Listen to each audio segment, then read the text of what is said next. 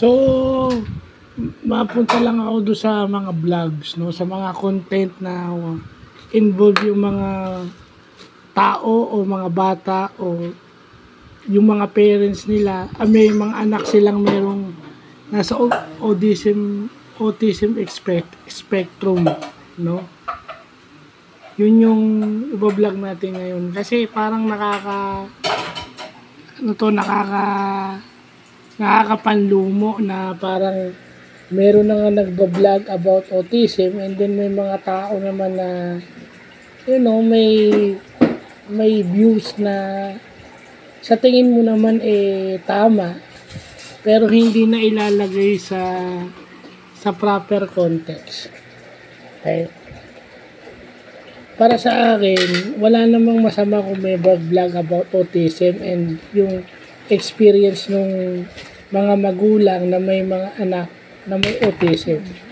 Or even kahit may Down syndrome or ADHD, walang masama doon sa ganyan. Kaso, bago ka mag-vlog sa mga ganyan, dapat ilagay mo in a proper context. Meaning, hindi ka pwedeng mag-vlog nang you can say no, tapos yung taong may autism yung iba-vlog mo. Hindi pwede. Kasi, sisirain mo yung parenting style o yung strategy ng parent para madisiplina yung bata. Para makontrol yung batang may autism o yung may ADHD. So, hindi ka pwedeng mag-vlog ng you can say no.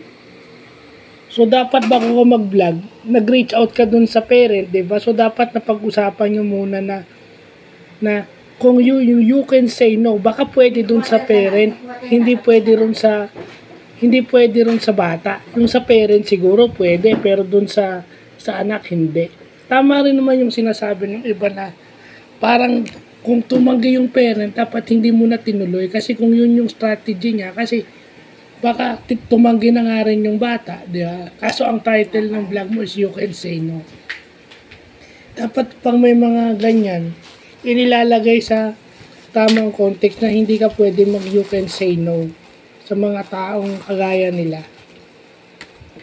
Kasi baka may president siya, kita mo yung binigyan mo ng regalo, and then pagtapos ng vlog nakikita mo natatakot yung mga parent kasi oras-oras kumakanta or nagkakaroon sila ng, ang pinaka-worst dyan, may separation anxiety na yan sila after ng vlog. Kasi ikaw yung nagbigay, so parang na-attach sila sa'yo. So kailangan may follow-up yun. So yun yung masakit. Paano kung hindi mo na mapagbigyan? So sa akin, hindi ako against dun sa vlog ng autism. Sana ilagay lang sa proper context. As a PWD officer na nakakausap mo sila, meron niyang ways para makontrol sila. Diba? May re-recommenda pala ako, pakipanood yung video sa YouTube video nung anak ni board member Melody Stockway, no? I mean, dapat yung mga katulad ni Ma'am Melody Stockway yung nakakausap tungkol dyan kung gusto nyong mag-vlog tungkol sa mga child with special needs.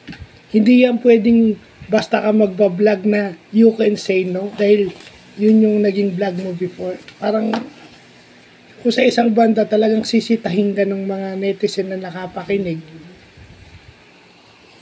And then doon naman sa mga netizen na laging kumukontra, sana sabihin nyo kung meron kayong kamag-anak o anak na may ganun para nasi-share din doon sa vlogger kung ano yung tamang yung experiences nyo. Kasi para sa akin, hindi ka naman pwede you can say no sa mga ganun. Kasi sisirain mo nga yung mas mahihirapan yung parents. Kumbaga another weeks or months na mag-a-adjust na naman sila kasi ibabalik nila yung dati after the vlog. Ilang minutes lang yung vlog, di ba? Kung isang oras yun, baka gagawin mo lang na 30 minutes yung pag mo i-upload sa YouTube or sa Facebook or sa TikTok. Di ba? So sana magkaroon ng maging discerning kayo dun sa mga magiging content na sana bago kayo mag-shoot o bago kayo mag-record ng vlog, dapat ano yung inaano nyo, tsaka kung gusto nyo talagang magkaroon ng ganyan, pagtanong muna kayo sa mga expert. No, kasi yung, ano ba, sa parents, kung parents lang yung kakausapin nyo, experiential lang yun. You hindi mo matututunan yung autism spectrum kung dalawang tao lang yung pagbabasihan mo based lang dun sa parents. Kung yung dalawang yun, kung based on a parental experience, parang kulang. You need to also to consult the expert. Mas may dating yung coming from an expert. Yeah, they can define. Pwedeng sabihin ng parent na ganito based dun sa sinabi ng health professional sa kanila. Pero mas maganda kung galing talaga sa professional. So sana may mag-vlog ulit, pero sana ilagay na lang sa context na dapat yung vlog is wag na yung you can say no. Dapat yung magi-stimulate yung mind nila. At saka dapat binablog din doon kung paano sila, nasa mall, paano sila ginaguide pang nasa public places or pang nasa bahay, yung mga ganun. Dito na lang sa M2, dito na lang sa Bacoor, maraming may ganyan. Di ba maraming may ganyan dito lang sa Bacoor. Sana yung mga PWD officer, hindi lang sa Molino 7 shout out kay Ma'am Melody Stockway. Sana sa ibang barangay din mapansin yan. Tsaka good luck po sa project ng Molino 7.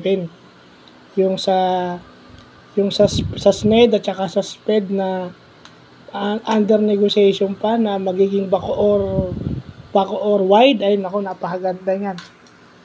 Sana nga may makita kami para maipasok dyan sa project na yan. Suportado ng City Hall. So, yun lang pa.